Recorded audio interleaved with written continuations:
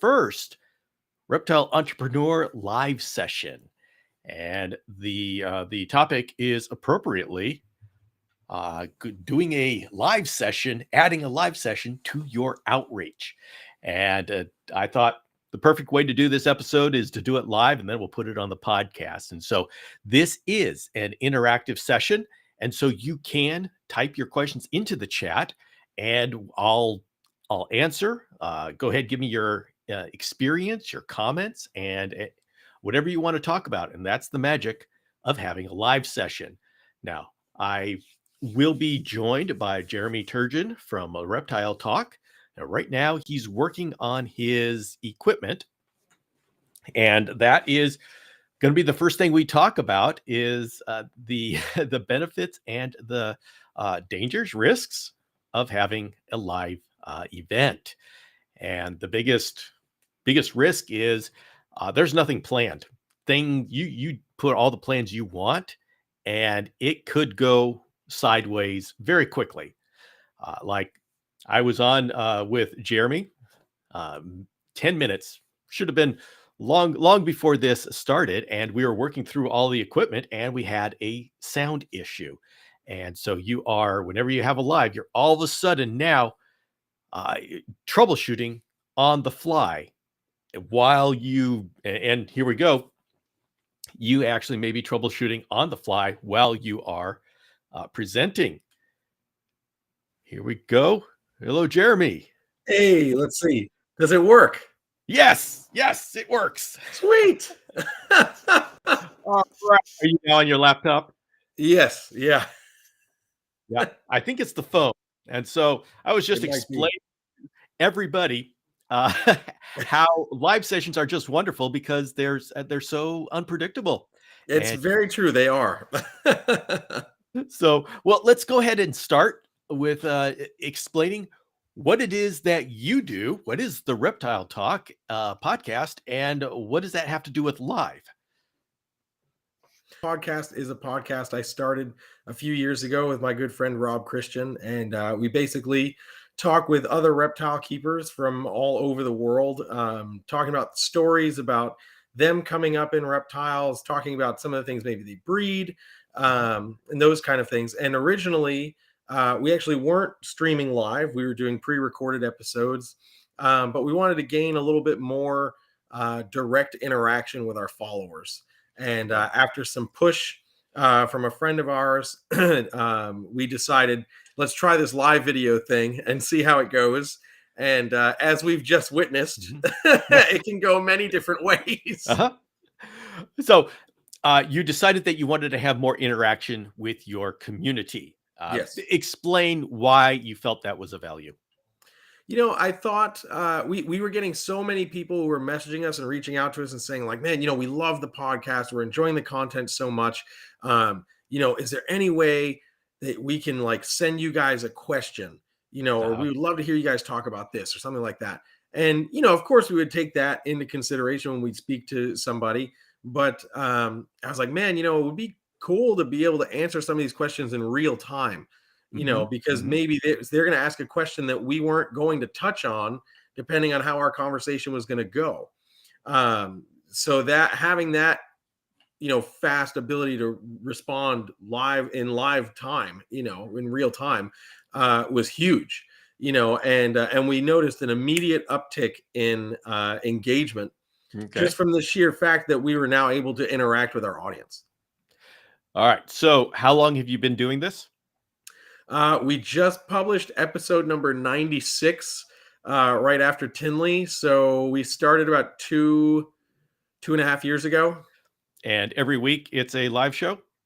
Yeah. So since episode like 30 something, we've been doing all the broadcasts live on our YouTube channel. All right. And how has that gone? So in those 96 episodes, what do you think about live streaming now? Yeah, I think it's great. It poses its challenges again, as we just witnessed. But I think it's gone very well, and I don't see us having any reason to stop anytime soon. Luckily, as we've talked before, I'm kind of an audiophile, so I'll spend the time and edit audio as necessary, which is version not so great for the YouTube listeners. But Uh-huh. in that case, it's just make sure that you have your links to your audio only version in your video description so that people Mhm. can click on it in case something like that happens. But overall, it's been an amazing experience. And people really enjoy being able to reach out and ask a question to the guests that we have on, especially when we have people like Kevin from Nerd on or Brian Potter from NARBC, people that unless you know who they are or you get the chance to be in the room with them, it's not easy to get a hold of them Mhm. sometimes. How active are your lives? How much interaction do you get in the chat?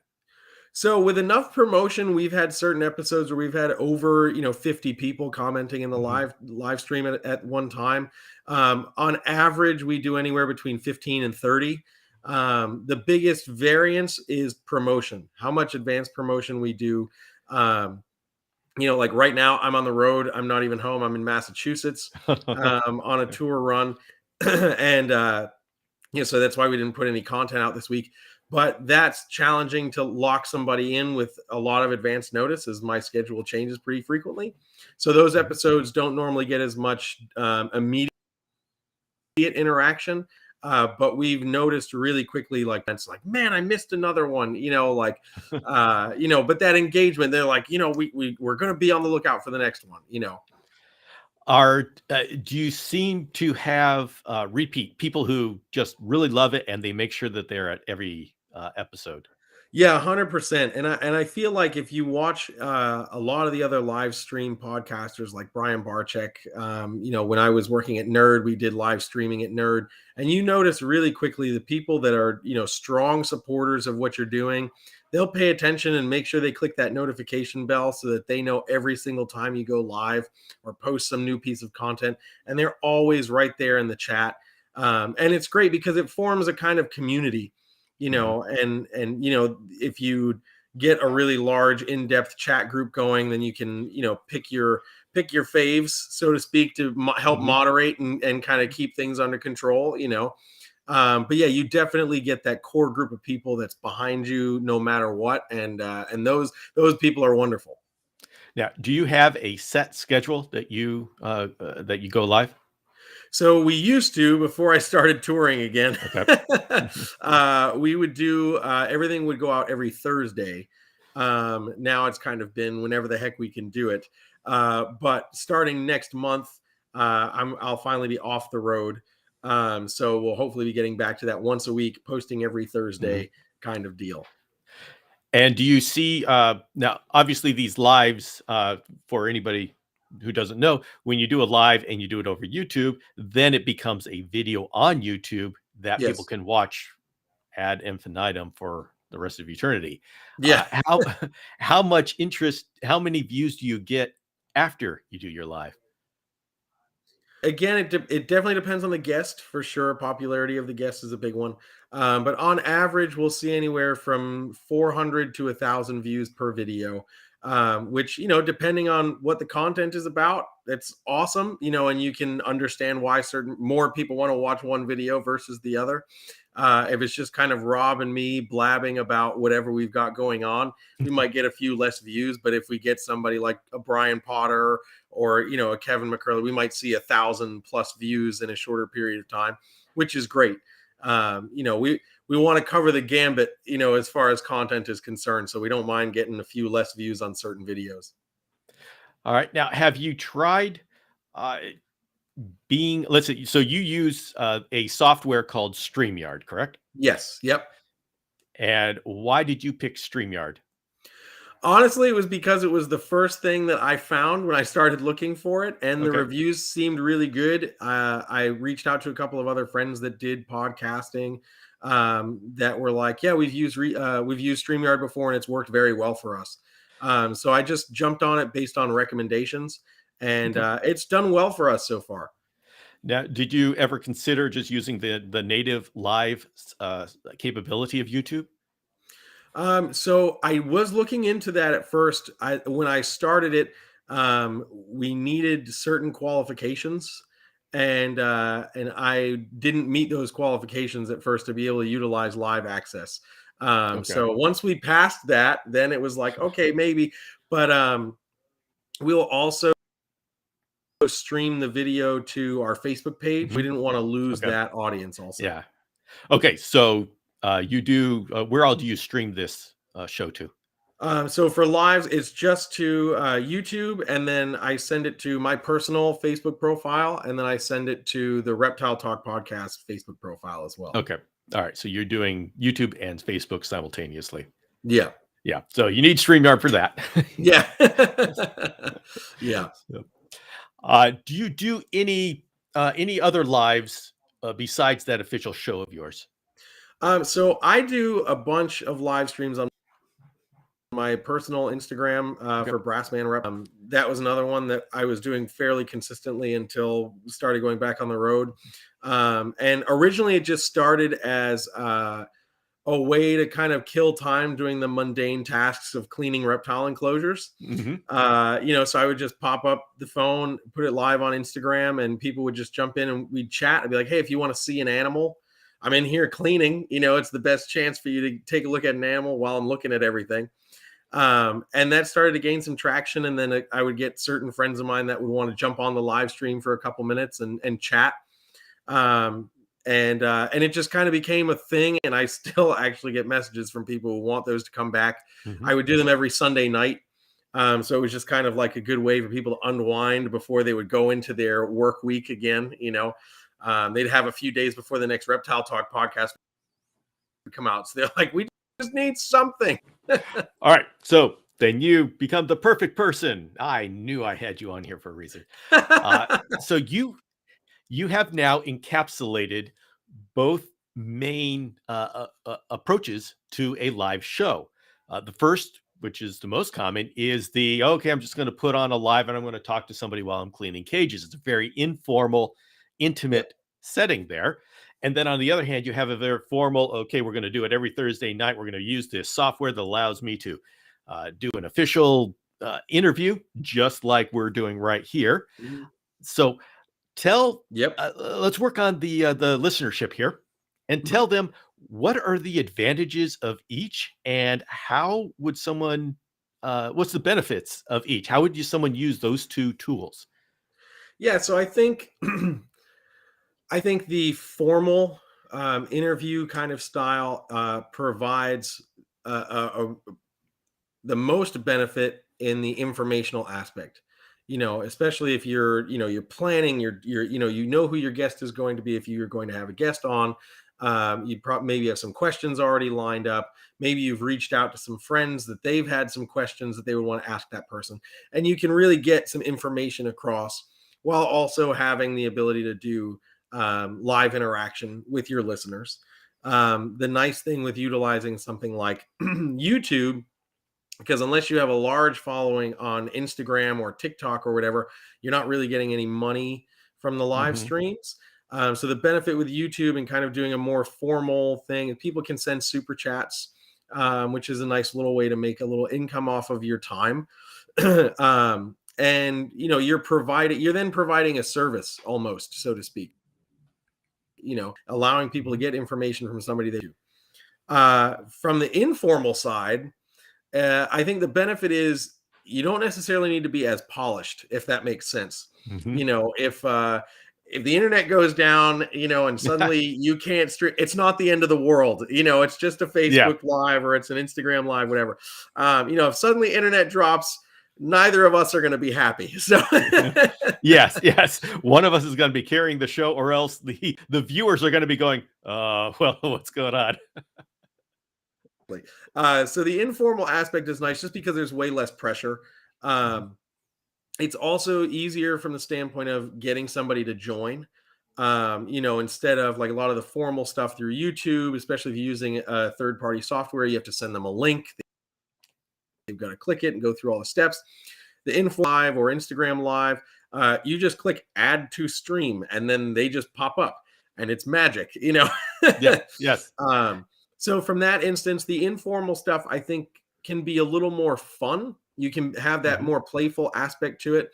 Um, but the and it's typically, some people don't do it this way, but it's typically not as in informational, Yeah. because you're doing something mundane, you're cleaning a cage, or you're just decided, oh, I just want to you just want to talk to a friend on a live stream and see what topic comes up, Hmm. Hmm. um, versus something like this where there's a little bit more structure to it.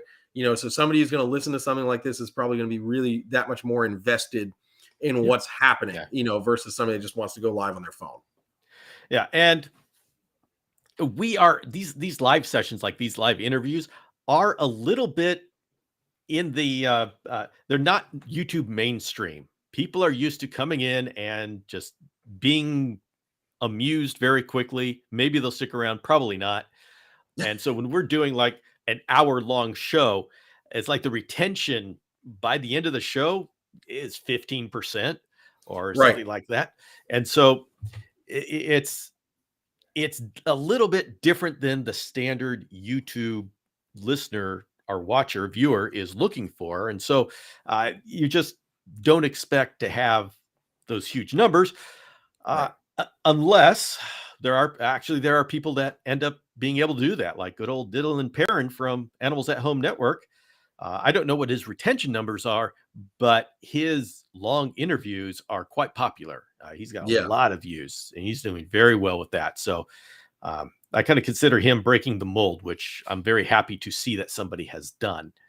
Yeah, Uh, absolutely. Absolutely. Yeah, it's a challenging thing to kind of break into. The long form content does really well. Again, we've talked before on audio only, where you can pop it in and go on your commute to work or clean the house or whatever, but to get somebody mhm. to sit down and pay attention for that hour, is a little bit more challenging. So yeah, it's good to see that some people are able to break down that wall and get that retention time and get those viewership numbers up.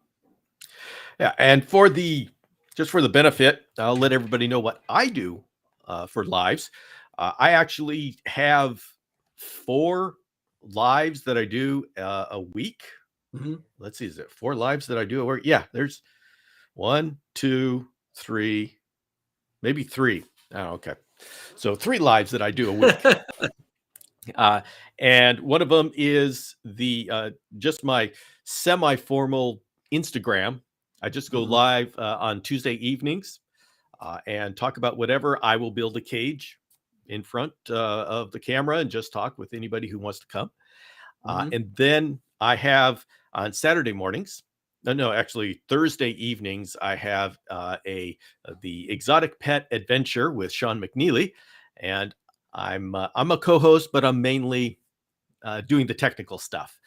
There you It's go. his show, but we use my software, and I do the technical stuff in the background. And when we have a problem with a guest, I'm working with the guest in the background while Sean is dancing in front of the crowd and just Right. making sure It's all a works out. vital That's a vital role, though. That's a vital role. Oh my goodness, it's when you are doing live shows, it's what happens when things go wrong, and Yes. you need to be so good at dancing and just keeping the crowd, hey, you know, and it happens so often. It's not like you can prepare for something going down, especially when you bring on guests.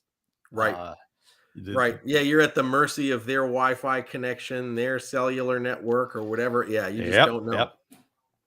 And then on Saturday morning, I have Chameleons and Coffee at 8 a.m., where it's a informal discussion of the topic of the weekend.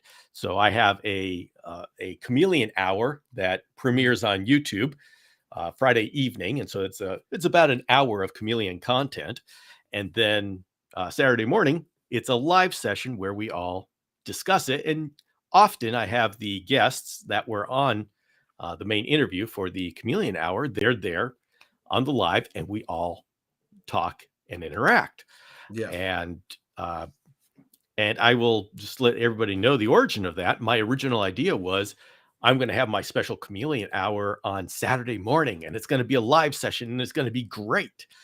Um, and the problem was, and I did that, but the first 2 episodes, uh, the audio on my guests were just so bad that we'd get every third word, and sometimes the screen would blank. And yeah, Mhm. I powered through. We're going to make it. But I realized that if I wanted to have a formal show that people wanted to come to and were looking forward to come to, I couldn't afford, my brand couldn't afford to be, oh, okay, but the audio is going to be horrible and painful to listen to. Right. Uh, so I had to do a change. And so this is how I changed it up. Yeah. Uh, but I still value the live interaction for the same reasons that you're talking about. Is it gets you to know the people. It develops super fans that Yeah. are loyal to your brand. And I know who those people are because I see them week after week. And I have some people that travel from Instagram to YouTube when I do my lives, and I get to know their names on both platforms, as well as their real name. And Right. you know who the people are, my special people, because when they come up, I'm not calling them by their screen name. I'm calling them by their real name because I Yeah. make it a point to learn the names of the people who have been so good to follow my outreach like that. So Yeah. you develop closer Absolutely. relationships. Yeah, absolutely. And that's, I mean, when I think if you think about in any sort of business context, we're talking about, building a brand and what that means. And it's really, you can have flashy this or catchy that, whatever, but it's about the interaction with the people and getting to know the people. If you're looking at just doing something and then making a quick buck, that's not really helpful. You're not really Yeah. doing anything. In this instance, like I said before, we're almost providing a service. We're becoming a resource for certain people, to pay attention, to listen, to learn some things. And hey, what's going on, man? Um,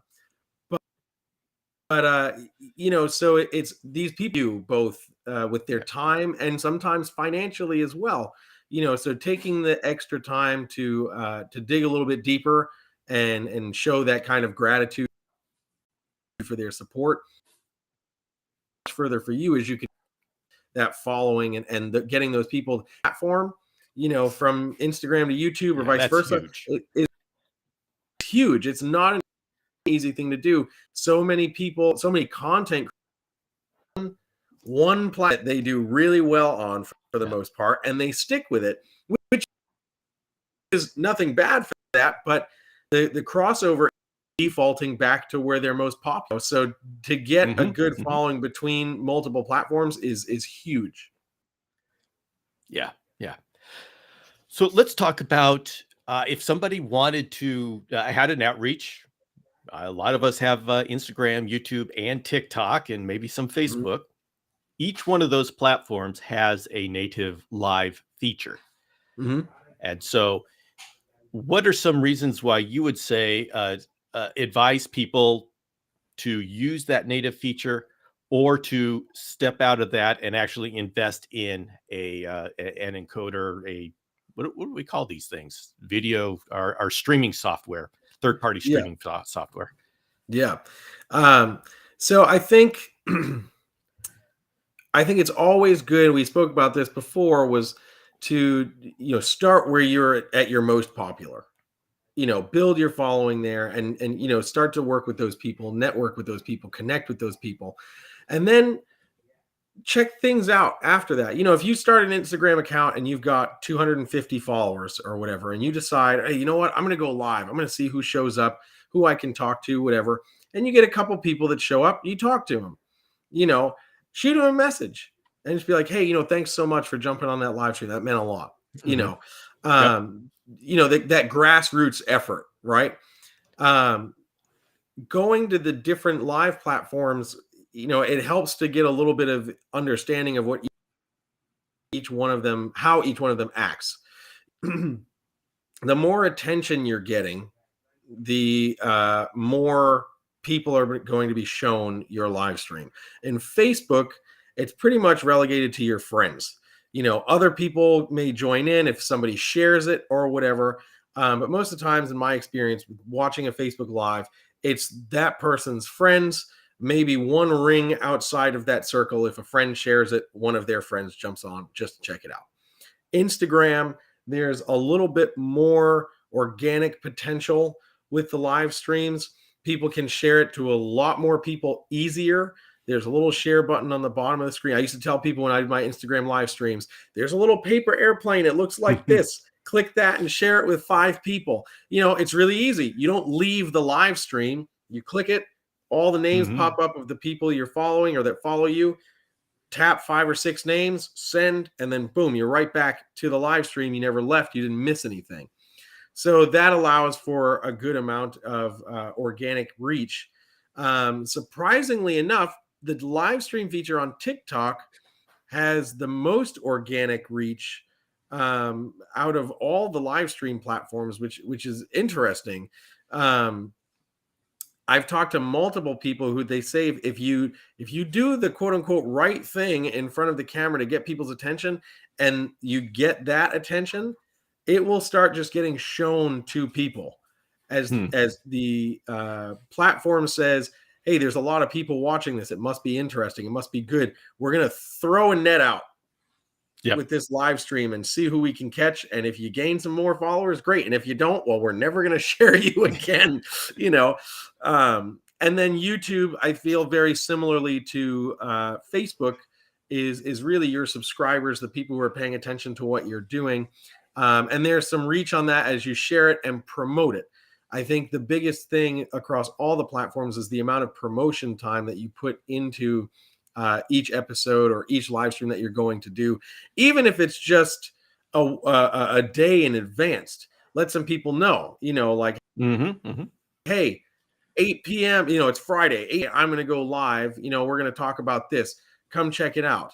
Or if you're going to give yourself a longer period of time to promote, make a quick little reel, and on Instagram, like, hey, I'm going to be going live this day.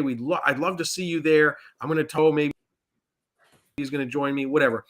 Jump on unless they know, or unless that platform's like, hey, check this out. It could be checking it out. Yeah. I found that the native live players are really good if you want to try out live, if you want to do a small, intimate, it doesn't have to be small. Some of these are huge, but it's more of an intimate thing to where you say, oh, okay, here, I'm going to talk to you.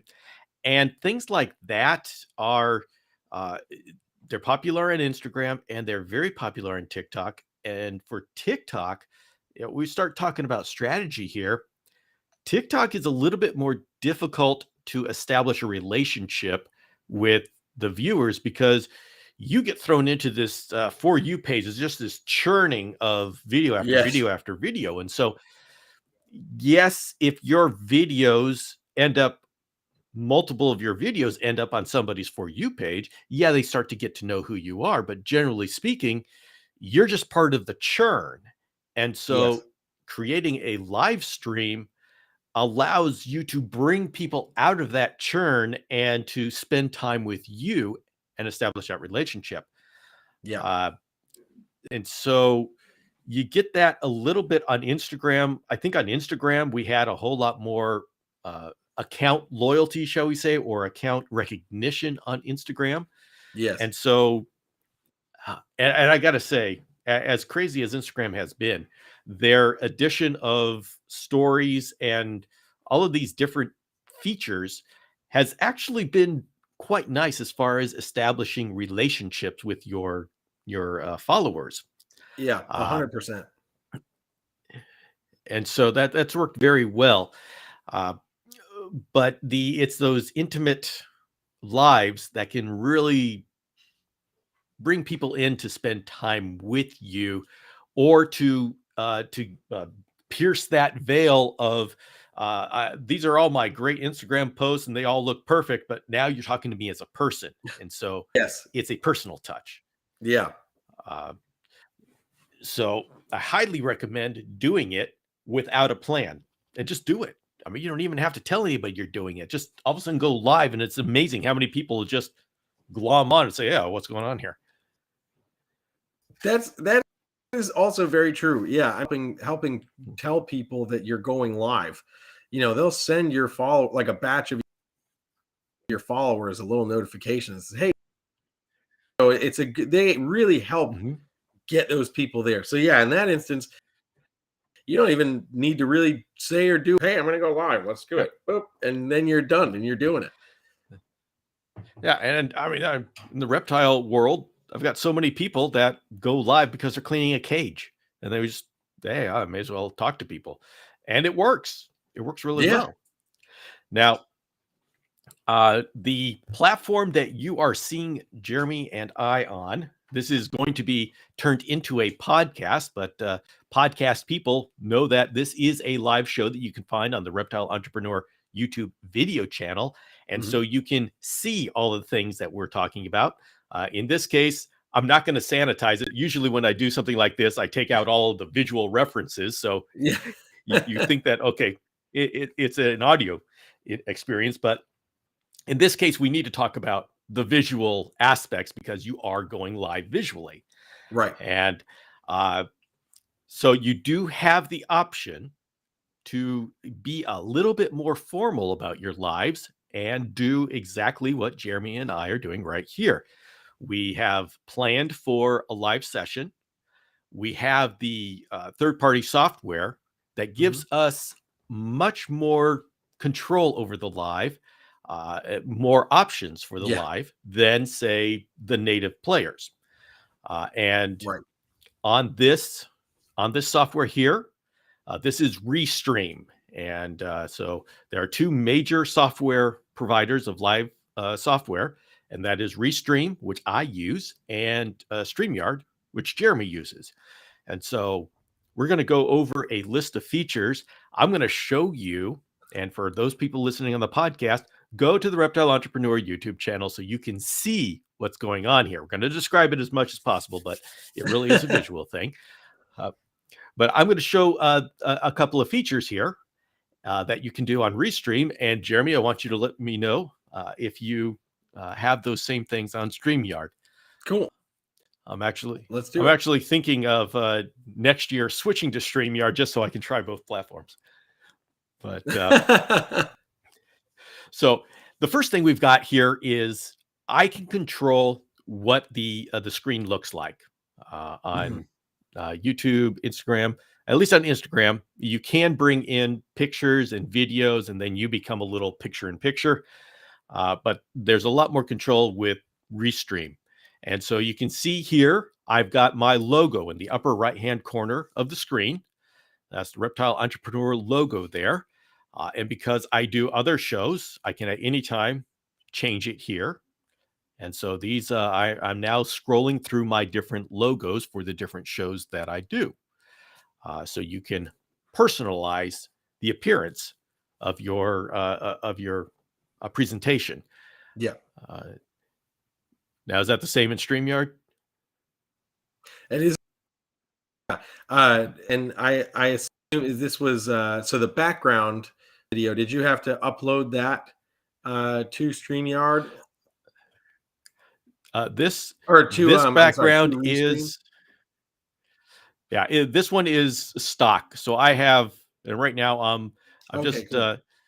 cycling through all the different backgrounds that I can select, and because I know Jeremy's kind of a happy guy, so you know what? Let's go ahead and Woohoo! kind of psychedelic there. I'm and here so for it. you can and you can upload your own, which if Yep. you see what Cool. I've done on the frame, so that was the background. And this is, I have control over where Jeremy is and where I Mhm. am on the screen. There are different options for how we are, how we're set up on the screen. And you can see a lot of very interesting, and which one you pick depends upon what you are doing. Right. For Yeah. example, another thing that I can do is I can do show you my screen. I can screen share, and what I've got there is, let's see, I've got Right now, I have up my Reptile Entrepreneur site, and you can see how Reptile Entrepreneur takes up the main screen, and then Jeremy and I are over to the right. Mhm. And I have other options. I can put us on the bottom. And then I can, so there's a number of things that I can do with how the screen is presented that I wouldn't be able to do in other software. So this, I can put up a slideshow to take up this main screen. Yeah. I can do screen sharing. And so there's a lot of things, elements that I can bring into the show with this software. Let's see. We're going to go ahead Yeah, and Stream very similar for that, for sure. okay. And if you notice around the frame, I've made a frame consisting of vines and leaves and chameleons. And so that is once It's again, very it's very on brand. yes, it is. And so, I mean, there's a couple of things that good old Restream gives me that I can choose. I'm Yep. not sure who designed all of this stuff, but it's there. And I can do something. Uh, I can put on an overlay. This mm, frame is an overlay. It's a PNG overlay, and so this is from a show that I did on Saturday. So it's an overlay right now. That's all you see is that overlay. And as soon as I'm right. ready to bring back, so I can create an intro to the show. Mhm. And in fact, I can have a video intro to the show, and this is a an intro that I did for one of my Chameleon Academy shows.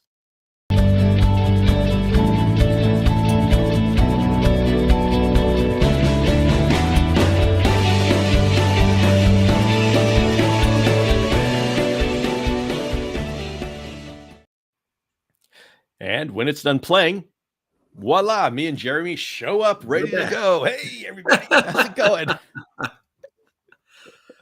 Heck yeah. And so, and then there's, I have the ability to add on 10 guests. They can be guests, 10 Mm, guests. I have 10 windows. So it's 10 guests or 9 guests and a screen share, or 9 guests, a screen share, and a slideshow presentation. And I can bring them up in any order and then switch them around on the screen. So I've decided, Jeremy needs to be to the other side. And it's a quick change. yeah.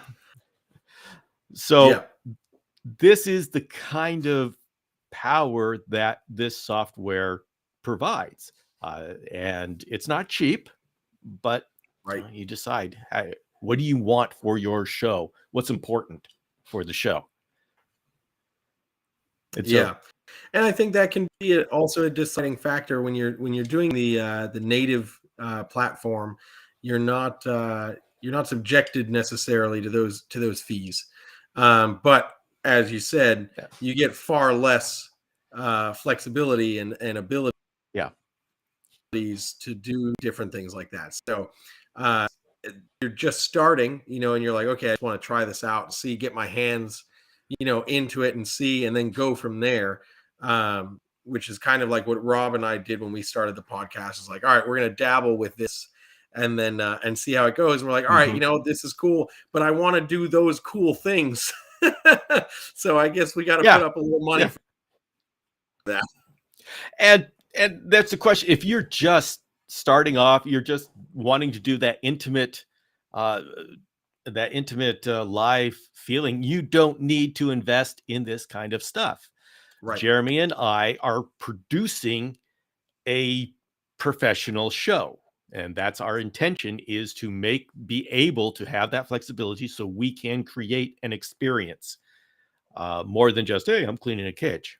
There Yeah. and I don't want that to seem like I am saying that one is better than the other. They are Right. two different tools that produce two different experiences, and I use both of those. I think both of those are important for your outreach. Uh, Yeah. but I mean, I love what I can do with this software in creating a show. Oh yeah, Um, absolutely, yeah, absolutely. I mean, think about how far podcasting as a whole has come, from in the Oh very yeah. beginning. Now to be able to do something like this, and bring from literally anywhere in the world, you and still have this kind of power with that person, that's huge. Yeah, I keep asking myself, man, this is great. How come I wasn't doing this before? And then I remember, oh yeah, it's because you couldn't. I mean, you literally Yeah. didn't have the software to do it. Oh, Yeah. give me a second. Yeah, exactly. So it was. This is relatively new that we can do it at this level. Uh, Right. I had to plug in my computer here. So I mean, this software is relatively new, and you also say how many guests could have supported this. Uh, Considering that right now we have uh, I have all sorts of problems with guests coming in as it is. So we're still not to the point where this is everybody can do this. Yeah. Hey, Yeah, we for have sure. popcorn. Ledka gives us popcorn. Hey. Yeah, hey, I would love sounds some pop. great. Oh And man. we've been joined by Intrepid Exotics. Hey, what's going Hello. on, Tim? All right. So uh, let's see where was going to go with this. Okay, so strategy. I'll tell you with Yes. my show when I'm putting this together. So when I got serious and decided, okay, I'm going to put together a show, uh, this takes a lot of work to make sure that this works properly. My shows work properly. There is getting the guest ready. They're sending in the links. There's putting together graphics. There's making sure that I have an outline of what's going to go into the show. I'll have my video clips and I'll have everything together. It takes a lot of work to do a show like this. Mhm. When I just want to do my Instagram live, I just set it up and just hit go and let's go. And so yeah, you decide what fits with your outreach. Yeah. Yeah, exactly. And that's one of the things you have to ask yourself too. Do I want to play style live stream?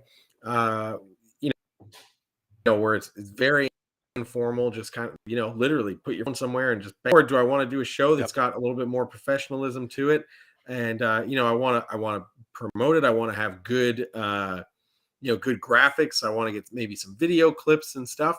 That certainly takes time.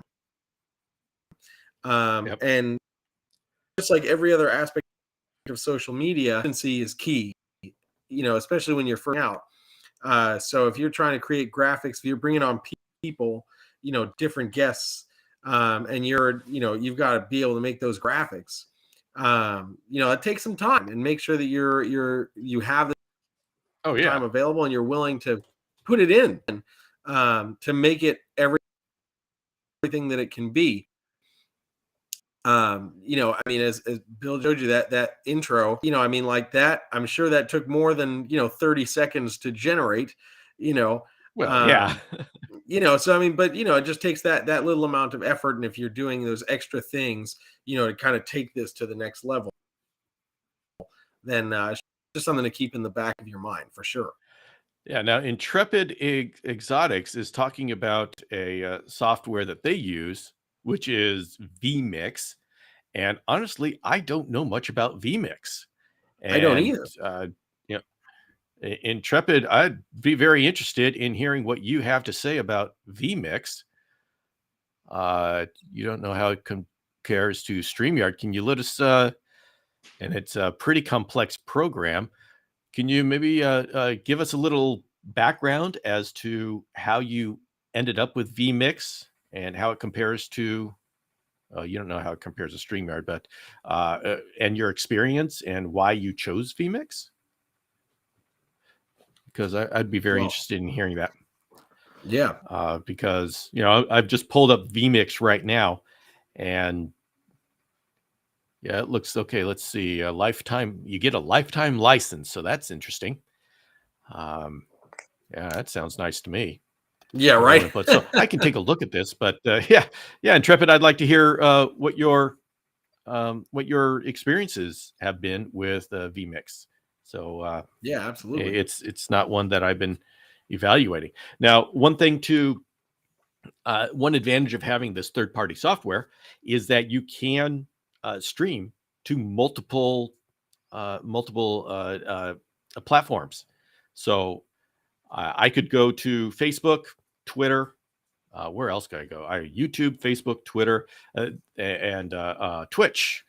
So many different Yep. options out there. Yeah. Now, you can't do Instagram and you can't do TikTok. And that is 100% because Instagram and TikTok don't want to allow that. So there are workarounds. I know some people who have unofficial workarounds, and Instagram hasn't shut that down yet. But I haven't tried it, and I don't know how. This is obviously a landscape format. How that would apply, how would that work on the profile formats of Instagram and TikTok? I Right. don't know. Yeah. Who knows? Yeah. So, but I am actually going to be on a formal TikTok show. This is Summer Winston from the shop, who I had on the Reptile Entrepreneur podcast, is putting together a Yeah. formal TikTok live Nice. show, which I'm very excited to see how they're going to do that. And they're Yeah. talking about doing like some overlays and stuff like graphics. And I didn't know you could do that on a TikTok platform. So obviously, I am going to soak up all the information possible from my Yeah. my Absolutely. being on that show. Absolutely. So, all right. Let's see. Intrepid comes by and says a lot of overlay capability. Okay, full Stream Deck interface, which is huge. Triggers for cutscene. Oh boy, be able to do cutscenes. Not particularly user friendly. Okay, yeah, you gotta pay for it somehow. Yeah. Okay, that is I'm interested in checking that out. I heard about OBD. Have you done anything with OBD? Yeah. No. All right. Well, I'm sorry for the audience. I'm not going to be able to tell you much about OBD. That is an open source video encoder that a lot of people use. I couldn't get it to work on the Mac, and and I still haven't figured out whether it gives me any capabilities above and beyond Restream. But that's part of my personal growth, and I'll figure that out and pass that on to everybody else once I figure out what's going on. Oh. All right. So what in the Hey, world is this? Silver Cash is in the building. I think that's a shout out. Thank you to Brian Barczyk. Yeah, he's been for some stuff that he's been helping him out with. So heck yeah, Excellent. man. Some love to Brian Barczyk, man. Yeah. So, okay, now's a good time. We're coming to the end of the hour. Now's a good time Yeah. to put any questions you have in the chat. So, does anybody have any questions, any comments, any experiences? What do you think about live? What have you done as far as live? Please share. And Yeah, I'm definitely interested. I want to explore that and certainly see what that has to offer. yeah, I pulled it up and yeah, okay. I'm gonna have to go back later because boy, it's got a lot of graphs and checks, and so I think they are serious. I'm not sure exactly what they're serious about, and if streaming is just part of. It looks like it's just part of the software suite. You're supposed to produce videos and record videos and such, and Interesting.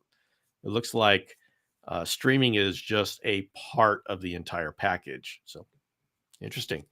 Um, Yeah, and definitely have to streaming check is that out. becoming more and more common. I've got my like Riverside.fm is a great software package for doing audio interviews. Well, actually, Mhm. video interviews as well.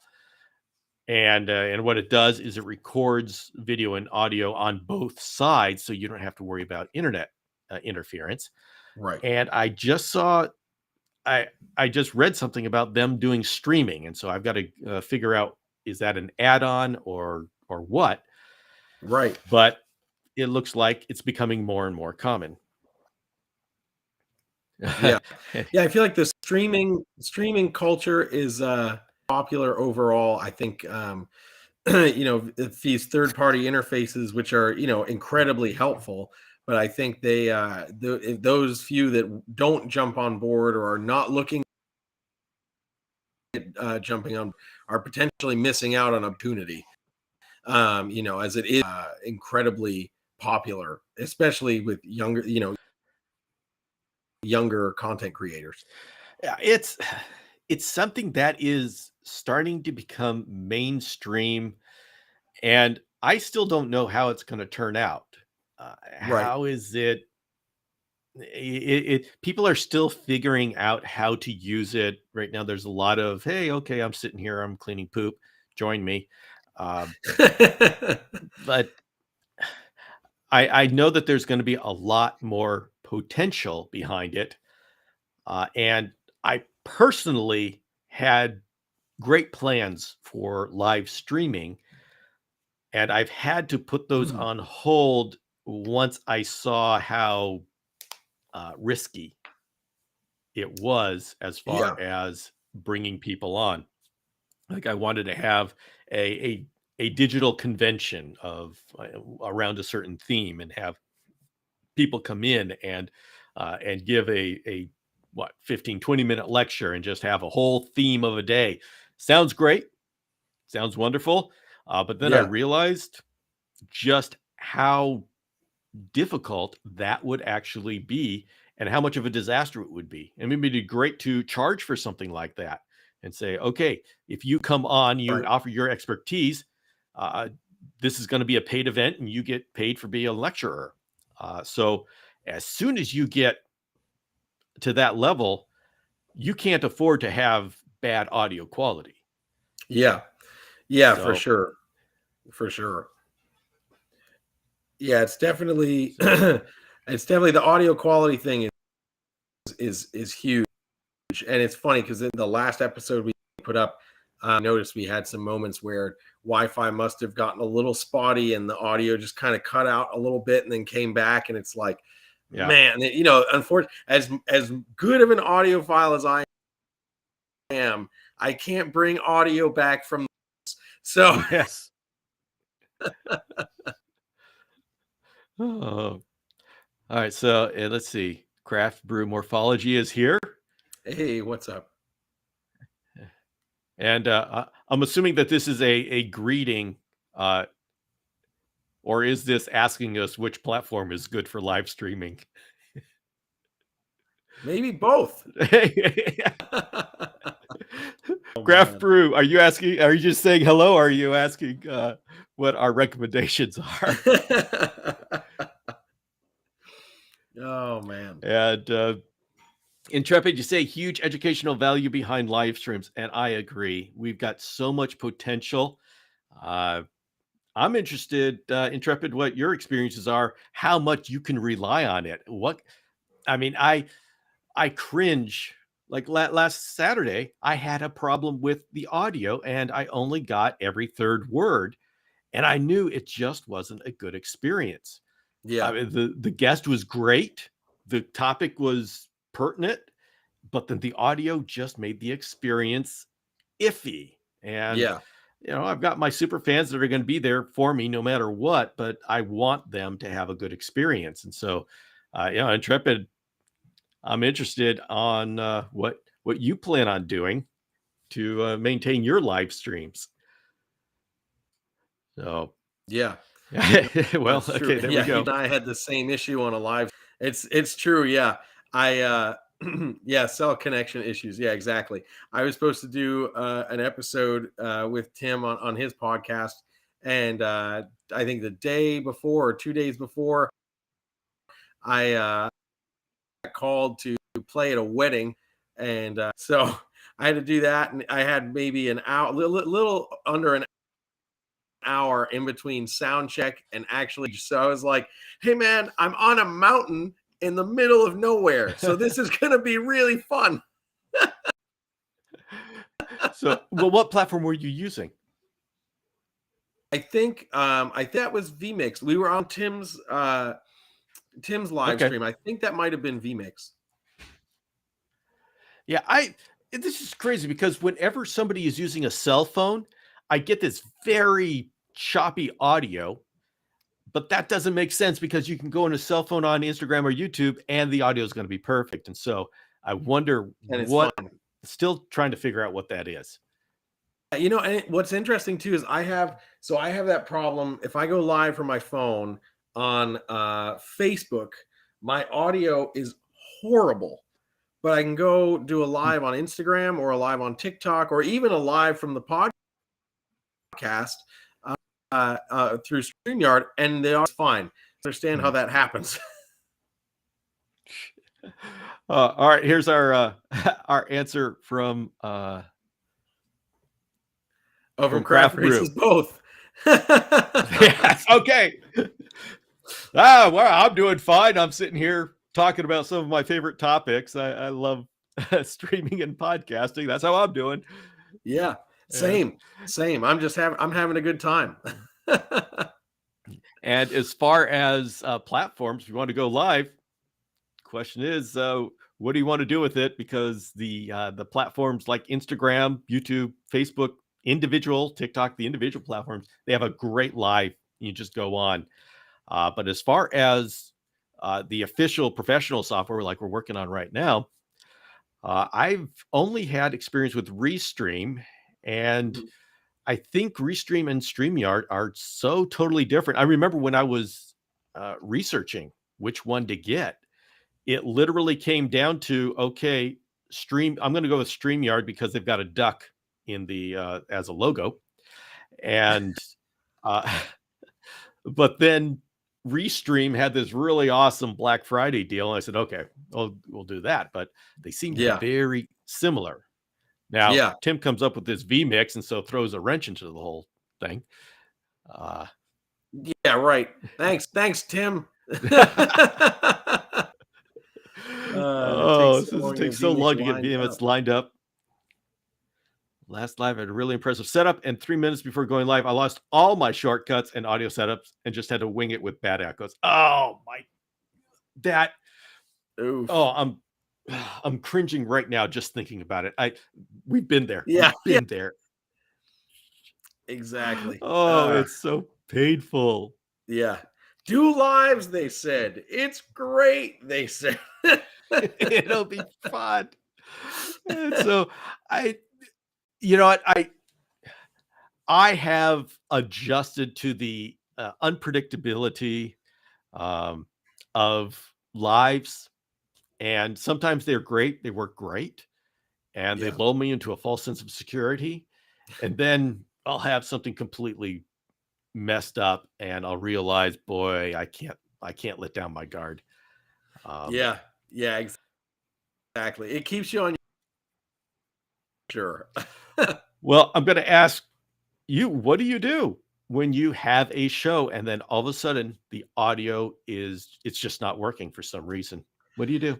Yeah, I mean, I've had a couple instances where we've had some audio faux pas, both on our end and on the end with a guest.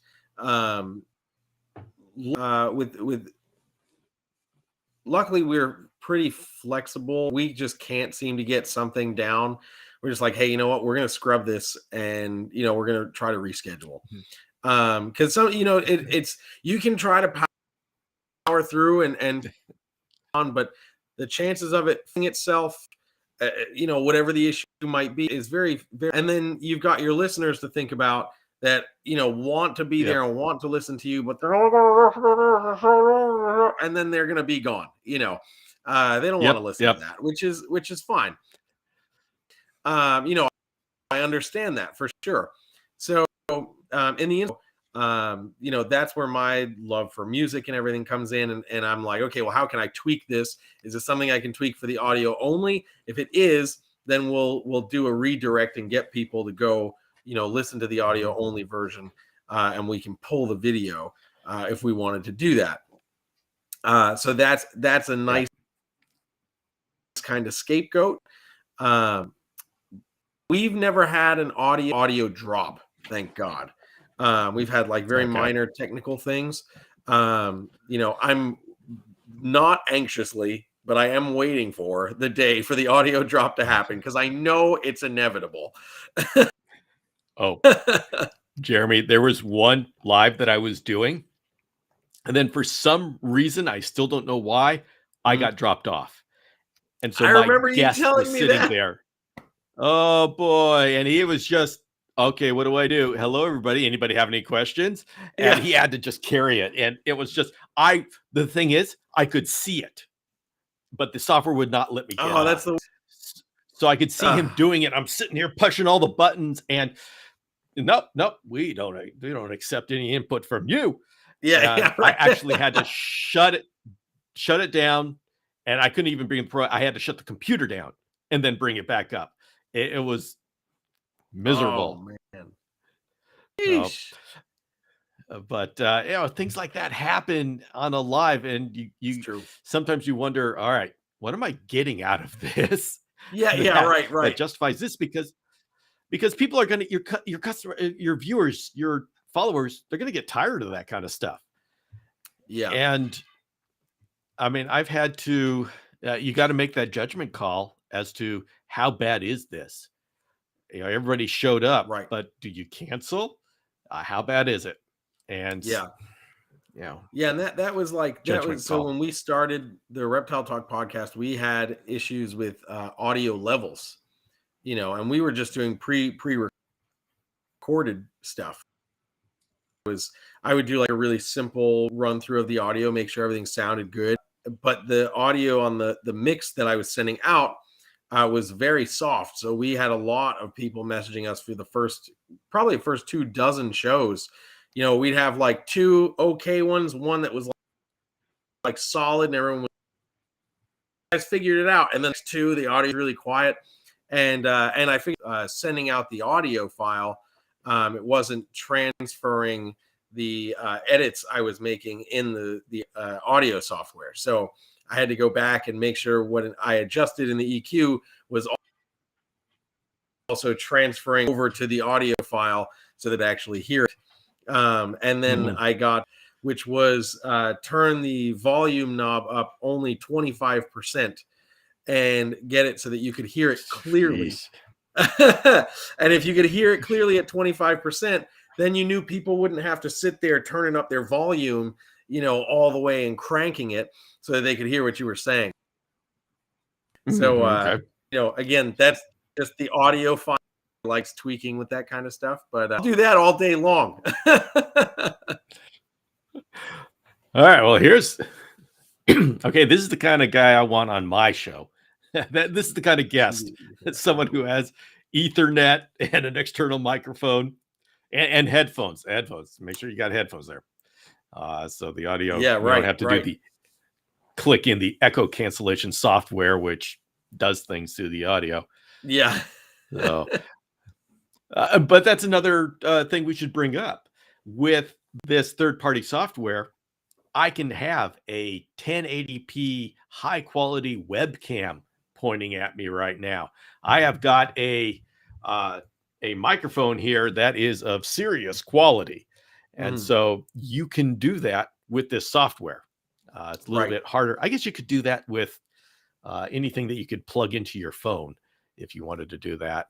Um, but yeah, usually Yeah, there we don't. are there are ways to drain the heck out of your phone battery very quickly with all that stuff. So that's something to keep in the back of your mind too. If you're trying to do an extended live thing, if you got all that external Okay. stuff plugged in, you'll kill your phone battery. Okay, I haven't tried it yet, but then again, of course, when you're doing it with just your phone, you're supposed to be doing it informal, and if you put all that formal stuff on it, it's not like, Right, right. you're kind of messing up the whole reason for that kind of live to begin with. Right, right.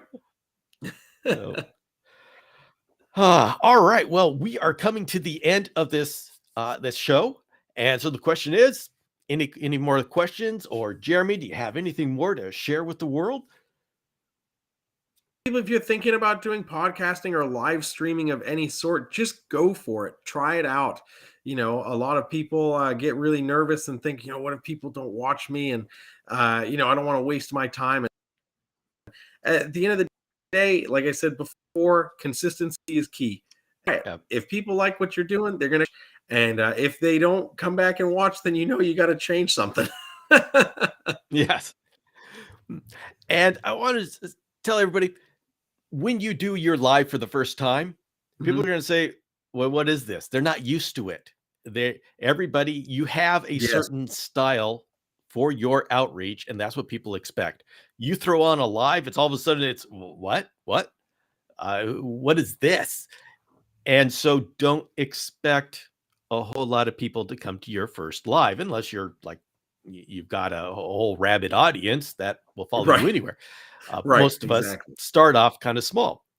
Uh, for example, this is the first time I've done a live for the Reptile Entrepreneur, and so nobody in the Reptile Entrepreneur audience is ready for a live session.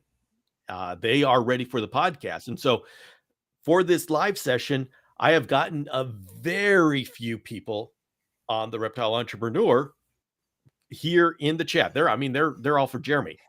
I think I had one or two. But I expected that because this is the first time I've done this. This is the first time people from the podcast is saying, wait, I've got to go to YouTube. Why am I doing this? But I know as soon as I put this on the podcast, I'm going to get hundreds of listens Right. because that's what I've built up. That's what they expect. That's my audience. And so, Yeah. when you start everybody, you want to start your live, you got to get your audience used to the fact that you're going to be doing a live. That's all I got to say. Ex- And believe in yourself. And by that, I mean, once you decide you want to do a live show, do it consistently. Yeah. All of social media lives off of build it and they will come. If you're doing it every Yes. week, people will find you, they will stumble over you and they'll say, hey, this is pretty cool, and I'll hang out. But you've got to be doing it consistently for that to happen. And that's Yes. just social media. Yeah. So, all hail. Okay. All right. Are we doing an invocation here? That's All I hail the mean, all he's good. not wrong. He's not wrong at all. He said it, and that's the way it is. We have to feed the gods. Yeah, that's it. That's it. Oh, and yeah, here's a find your own path and promote it. Yeah, And this really exactly. is. I know that there's people out there Exactly. that they do something and it goes viral, and all of a sudden they're thrown into stardom, but that doesn't happen most of the time. Oh, Right. All right, all. Jeremy, I want to thank you so very much for coming on and being on this first live session with me, all about live sessions. Seemed appropriate. Really No, thank appreciate you you. Thank you sharing for your inviting me. experience. Yeah, thank you for inviting me. I really appreciate it. And everybody who's come, really appreciate you coming to this. And this will show up on the podcast soon. But I think I wanted to do a little bit more of this on the YouTube and the lives because there's so much that we could do, and I think I'm going to do more here on this channel here. So anyway, Heck yeah.